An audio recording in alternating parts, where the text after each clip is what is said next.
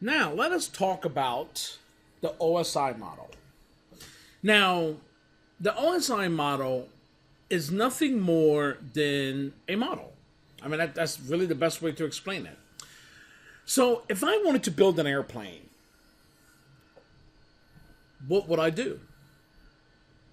I would build this interesting airplane model to give me an idea what the airplane might look like. If I was going to design something, yeah, I'm going to have blueprints and stuff like that. But I would have some type of model to have some type of idea what it would look like. This is similar to that. Not 100%, but it's similar.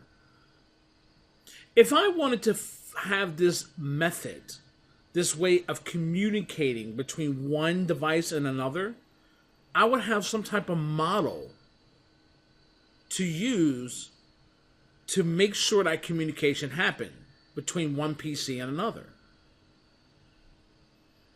So although, again, this is something that we are not going to be changing, we're not going to be going in there and making changes to these layers, per se. Some of the configurations that we do will make changes to the actual layers as the data is being sent out. But this model is based on communication between one PC and another. We call this the OSI model. And as you can see, it has 7 layers. The layers will start to make sense here by the time we're finished. Starting at the top, we have application, presentation, session, transport, network, data link, physical. By the time you're done with your CCNA training, you should know all these by heart as far as the names of these layers. As far as understanding what each one of them does, you should have a okay understanding of application, presentation, and session. You should have an okay understanding of transport. A little bit more than okay understanding, I should say. And network and data link, you should have a pretty good understanding. Now, when I mean understanding, you're going to understand how these layers are built. And the OSI model is used as a means of educating us on how this traffic is moving from one data to another. Now, if someone wanted to build protocols at a particular, deep down and wanted to build protocols from scratch, manipulate protocols, create a device that needed to run protocols, they would use a model like this. Each one of these models go pretty deep. But as a CCNA, you're not going to be going that deep, but you're going to be going deep enough where it's not something you're just going to remember off the top of your head. You will have to deal with some headaches as far as learning this information. So let's talk about what each one of these layers do. Now remember, we are talking about communication.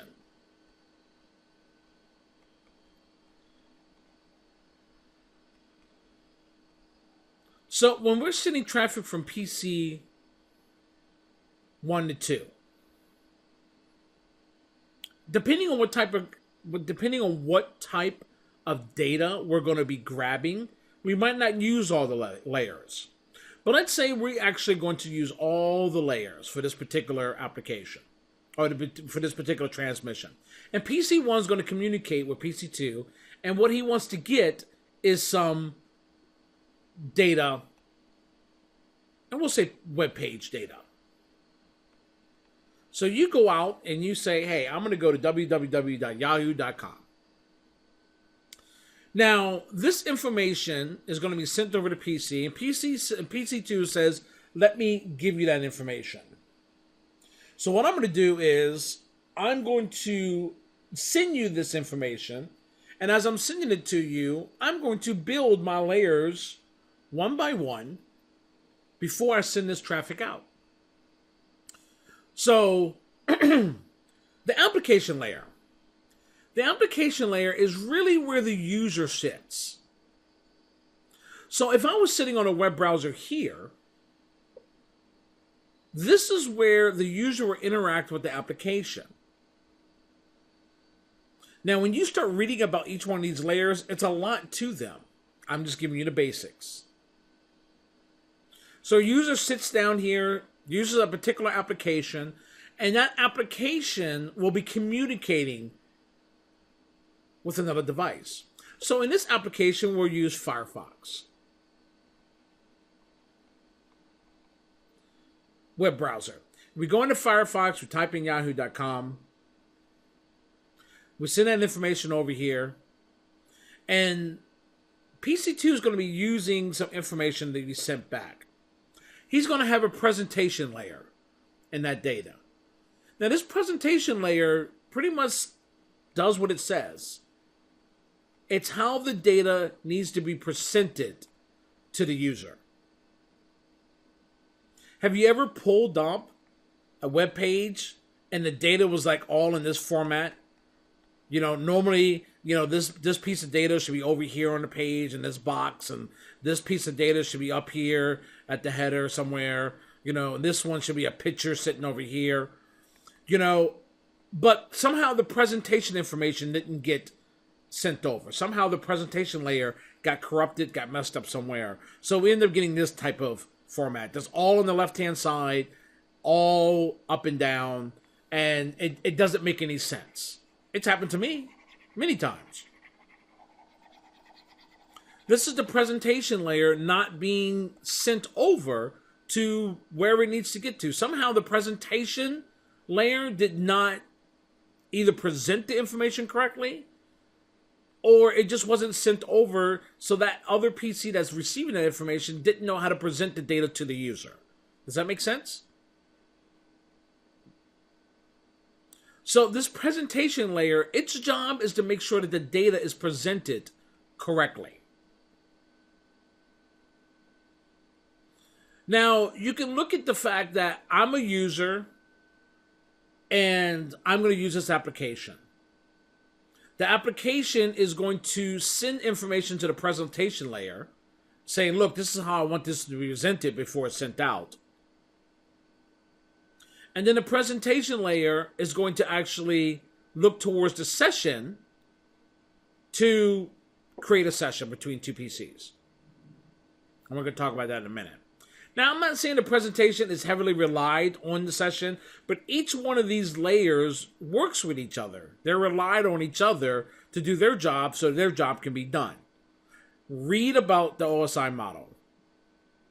This is a reading topic. There's lots of topics that's a reading topic. Session.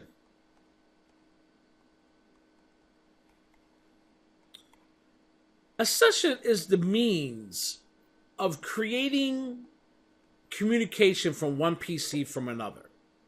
Remember we talked about the walkie-talkies and we talked about the channel? Well, imagine these logical channels, these logical pathways, where the data itself will travel down this logical path. This session is really important because when PC1 tries to communicate with PC2, there needs to be some sense of communication. PC1 is going to send information over to PC2 and say, look, I'm trying to communicate with you. PC2 says, okay, I get that. Let's go ahead and let's start a communication. And it's the logical flow, this logical channel, so to speak, between these two PCs will be formed. And then we'll start sending data between PC1 and PC2 using these logical channels, so to speak. But these logical channels are called sessions. Now, the job of the session layer, its job is to maintain that session. But in order to maintain it, it has to what? It has to start the session. Its also job, after starting the session and maintaining it, its job is also to stop the session or tear it down when the communication between the two PCs is done. That's the job of the session layer of the OSI model. They're just logical connections between PC 1 and 2. Now, the transport layer is pretty interesting. The job of the transport layer, its job is to communicate using traffic that is called UDP, TCP,